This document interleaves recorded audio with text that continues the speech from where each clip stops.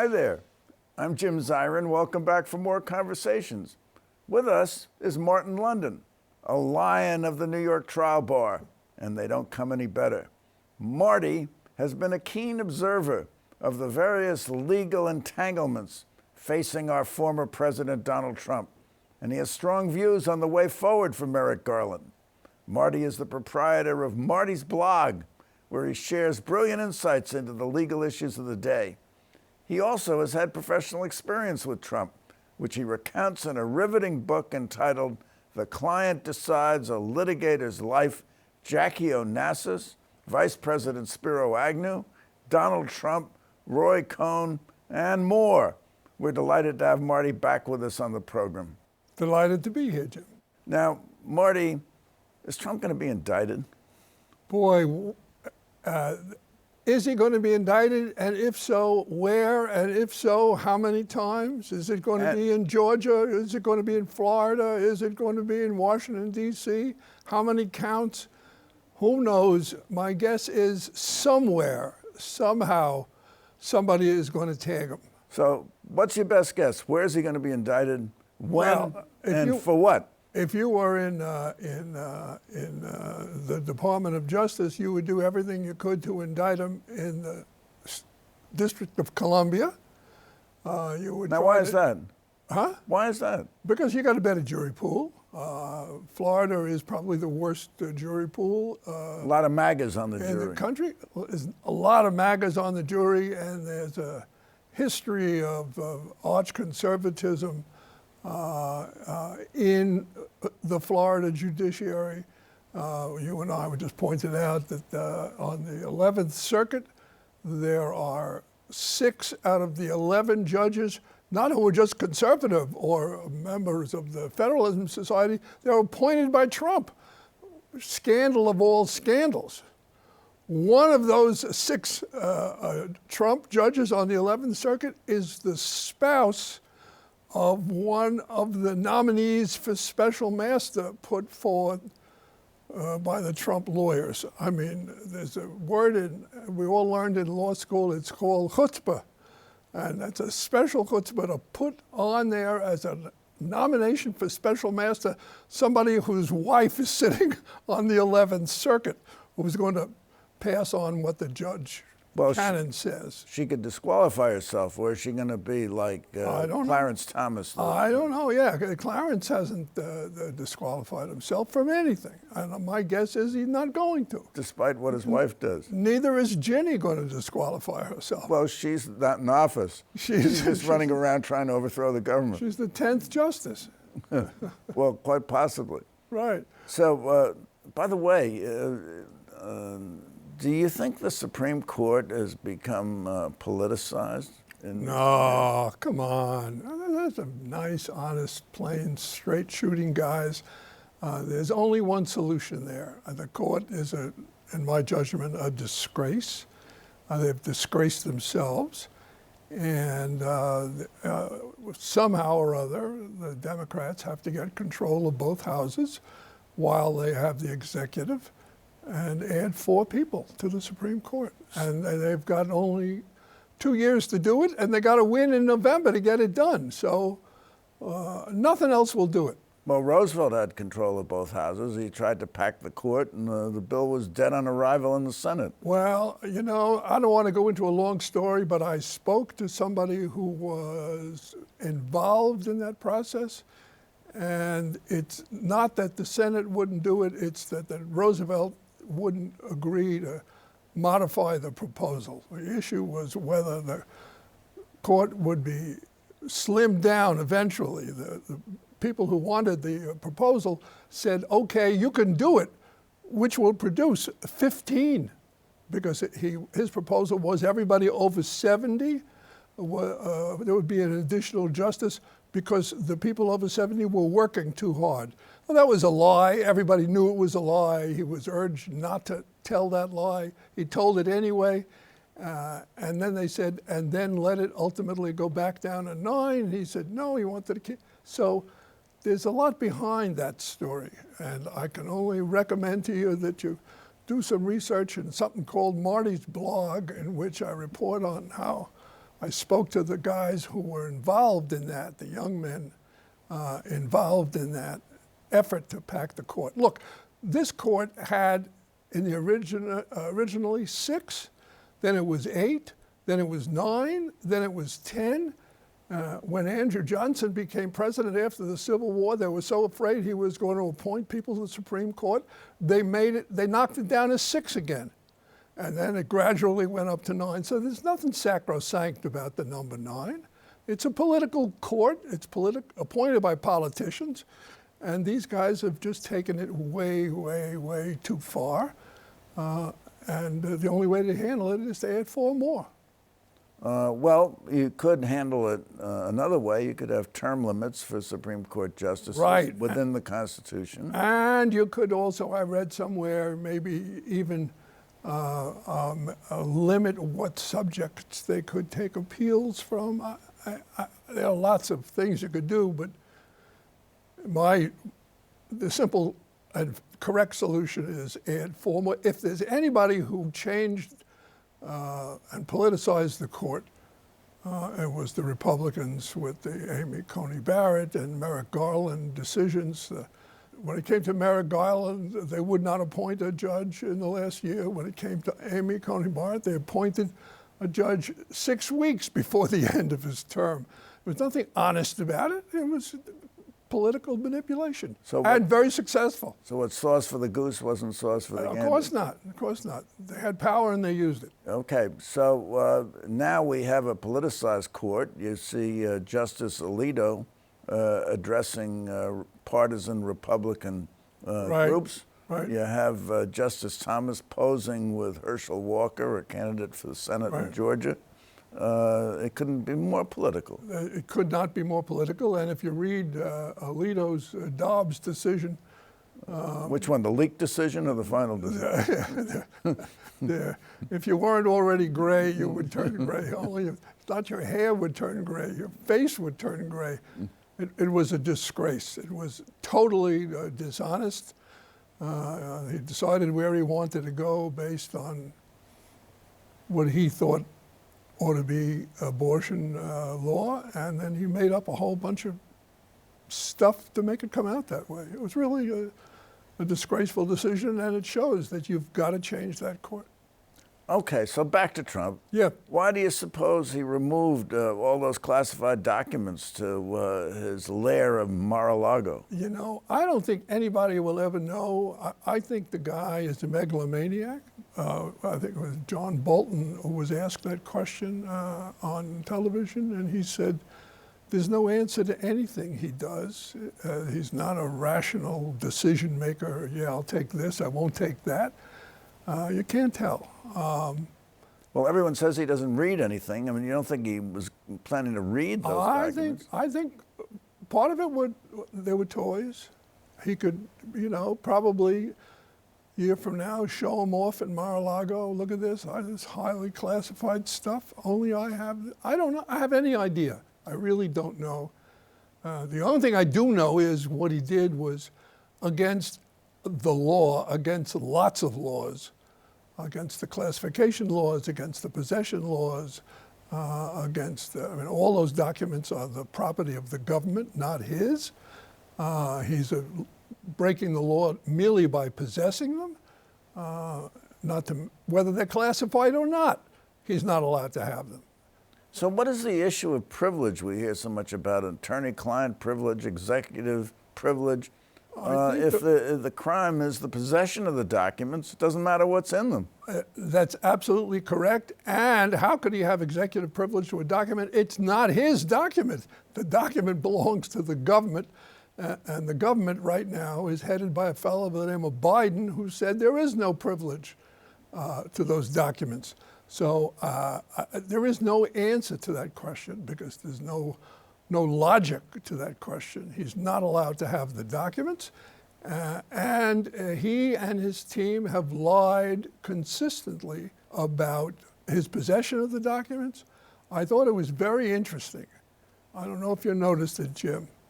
One of the lawyers who represents Trump in the effort before this Florida judge Cannon to appoint a special master. One of the lawyers is a fellow by the name of Evan Corcoran. Evan Corcoran is the guy who is quoted as having told the government, because he helped look for documents in response to the subpoena, and he told the government, as reported in the press, are no classified documents in the boxes. If there were any classified documents, they would be in those boxes, and there are no documents in the boxes. Everything he said was false. There were, in fact, classified documents upstairs in Trump's desk. And then when the FBI went and looked in the boxes, they found more classified documents. So this guy, who I think has probably violated several federal laws by misleading the FBI. And the court. 1001, 18 U.S.C. 1001. This guy who needs a lawyer, he's representing Trump in the effort to appoint an 11th Circuit spouse as special master. Can you imagine what we've come to? Well, Pathetic.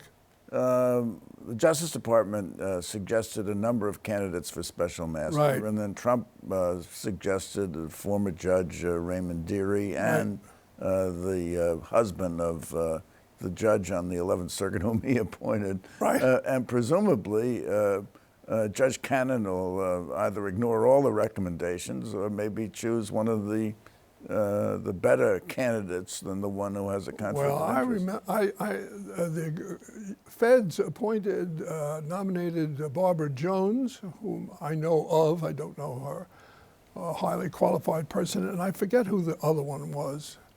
Another qualified person. I don't know. I have no idea what's going to happen, because why would a special master have anything to say about the issue of executive privilege? The Supreme Court in the Nixon case said there is no executive privilege even if you're the current president. They made Nixon give up the tapes. They said no executive privilege in a criminal case, period. This guy is not the current president, and they're not his documents. I don't get it. Well, there are 100 documents, the judge said, that are arguably classified. There is no executive privilege over classified documents.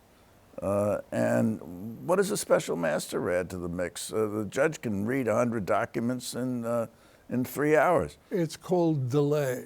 Delay, delay, delay. If you read the small print of their proposals, the government said, whoever you appoint, it's got to be finished by October 17.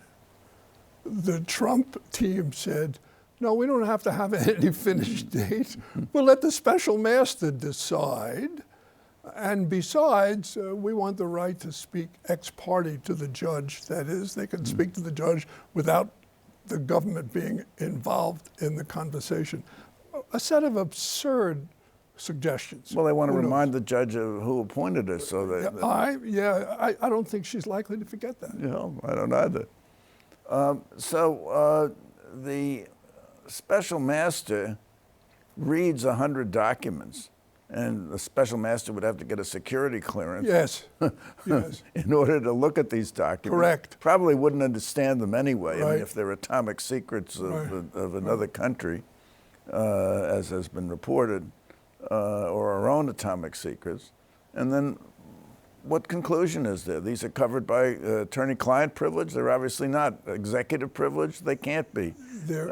So what is the appointment of a special master? It's ridiculous. It is nothing but, unfortunately, another judicial failure. It is proof that you can abuse the judiciary. It's just an effort to delay the inevitable, which is to reach the end of this inquiry, at which time Marrick Garland is going to have to make a hard decision. Do we indict this crook, or will that cause too much civil unrest? Now, Trump called our own United States Department of Justice and the Federal Bureau of Investigation vicious monsters. Yeah. And the judge, in her opinion, implicit in the opinion is that neither the Justice Department nor the FBI has the integrity to create a Chinese wall, have a privileged team, look at everything that might be privileged, right, and then make the cut. Is the judge just adopting a MAGA trope here? Yes. Yes, the judge is a MAGA person. Her strongest supporter in the effort to push her into the Supreme Court slot, Gates, you remember Gates, that guy down there who's hanging on the edge of, in Florida, the edge of indictment himself? He was her strongest supporter. Yeah, Matt Gaetz. Right. Well, we've never in our history indicted a former president. I mean, the closest thing you could imagine is a case you were involved in, which was Vice President Agnew, Right. Which isn't really on all fours with this situation. No, it's a lot different.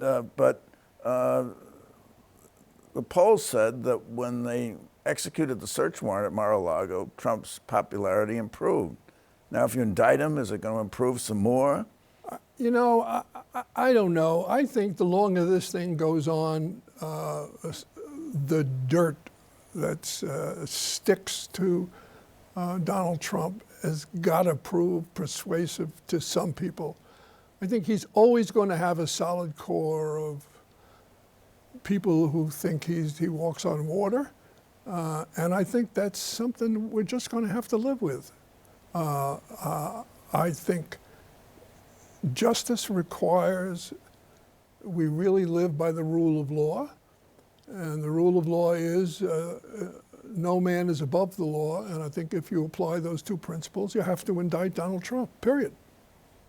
Now, in your judgment, is the Mar-a-Lago documents case stronger than the January 6th incitement to insurrection and seditious conspiracy? Yeah, actually, I think it is, because the documents case, while not nearly as sexy as the January 6th case, and not nearly as important to the future of our democracy, is open and shut. I mean, there is no question he had those documents. There is no question they were classified. There is no question whether they were classified or not. It was a crime for him to have them. So we don't have what we lawyers in civil cases call summary judgment, where you get a verdict without bothering to have a trial. We don't have summary judgment in our criminal law, but this is as close to a summary judgment case as you can get. Though I think that the January 6th case is more important, because that case involved succession of power and involved principles that are basic to our constitutional democracy. But that case is probably going to turn on what the president was thinking at various points in time that day and before. And I disagree with that. I read that all the time. I disagree with that. I found a recent Supreme Court case when they talked about criminal intent. Criminal intent doesn't mean that you know it's a crime. Criminal intent is established when you know the facts, which it turns out to be demonstrate a crime has occurred. There isn't any question that Donald Trump knew the facts. He knew the Eastman proposal. He knew the effort to try and corrupt the Georgia Secretary of State. The telephone call is recorded and in the record. Well, that's the Georgia case. That's the Georgia case. He knew of the Eastman proposal, which Eastman himself acknowledged was a crime. He was on the phone when the Eastman proposal was transmitted. I forget the. Now, the Eastman proposal was the phony electors. Yes, the phony electors. And then also what was the idea of having the Vice President, Mike Pence, throw out the count. Exactly right. Or delay it. And then when you add to that, to put the sauce in is the whole insurrection, the effort, the big lie, the refusal to stop the invasion of the Capitol. Indeed, the publication of an incendiary tweet saying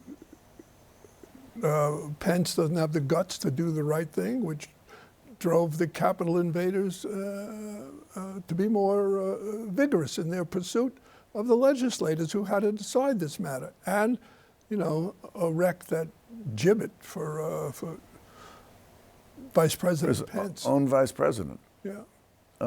Plus the fact there was the evidence, if it's evidence that's admissible in court, of Cassidy Ferguson before the committee that he ordered the magnetometers to be removed. So he knew that the mob was armed, that he ordered to storm the Capitol. He definitely knew the mob was I don't think there's any dispute about that. And it seems to me that there's no defense to that. They can carry on all they want, but in terms of the facts, guilty. And I think if the delay of several months won't really harm Marrick Garland's position, because with each day, more damning evidence is produced. One way or another, these guys are just digging the hole a little deeper. Now, Marrick Garland, whose intellectual credentials I highly respect, Yeah. certainly has the affect of a timid soul. He does, indeed. He's really not the prototypical prosecutor, willing to roll the dice, willing to take a chance before the jury. I mean, to my knowledge, he hasn't tried a major criminal case before a jury, but he certainly has read the records of many criminal cases. But he seems unprepared to roll the dice, and he's worried, I think, by the banana republic argument that we look like a banana republic if we indict our former leaders. Larry Tribe responds, Larry Tribe was his teacher at Harvard Law School, and he responds, we look like a banana republic if there's a crime and we don't prosecute it. Right. So how do you come out on all that? I started out believing that Marrick Garland was a little too gentle for my taste. I no longer think that. I think he is careful. I think he wants a complete case. I think he wants an overwhelming case.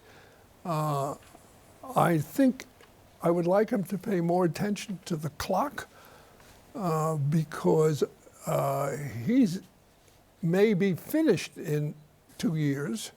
And if he's going to drag this thing out too long, and there's a Republican president in 24, on January 21st, 2025, this is all going to go away. The Department of Justice will drop the case. So I think he's a good guy. I think he's got his eye on the ball, but he ought to, with the other eye, ought to look at the clock and get this thing going. Well, January 1, 2023, if there's a Republican House of Representatives, they'll file a bill of impeachment against Marrick Garland, against Joe Biden. It'll be a three-ring circus. There'll be a three-ring circus, but the prosecution will continue because though there may be a new House and maybe even a new Senate in January 2023, there'll still be the Biden Department of Justice until January 25. So there's plenty of time to get this thing done. Get to it. Yes, and of course we don't know how far along he is because grand jury proceedings are secret. Exactly. Okay, so we've come to the end of our time, quite sadly, but I have a question for you, Marty. I want another half hour. I demand another half hour. I think you'll get it, but I have a question for you, Marty London. Yes, sir. And the question is, will Trump be indicted? Will he be indicted anytime soon? And what do you think the first case will be? I can't answer that with a definitive certainty. I can say it is my expectation that he will be indicted. It is my expectation that Marrick Garland is smart enough to do everything in his power to indict him in the District of Columbia, not in Florida. Whether or not the orange man is going to end up wearing orange, I don't know. He's been very successful avoiding that up to now, but I think he must be indicted. I think our democracy requires it. Our democracy requires it. Marty London, this has been marvelous. Thank you so much for coming fun, by. Jim. Come again. It was a lot of fun. Thank you for coming by. Tune in next week for more conversations. Please visit our website at conversationswithjimzirin.com. Meanwhile, take care, be well, and all the best. I'm Jim Zirin.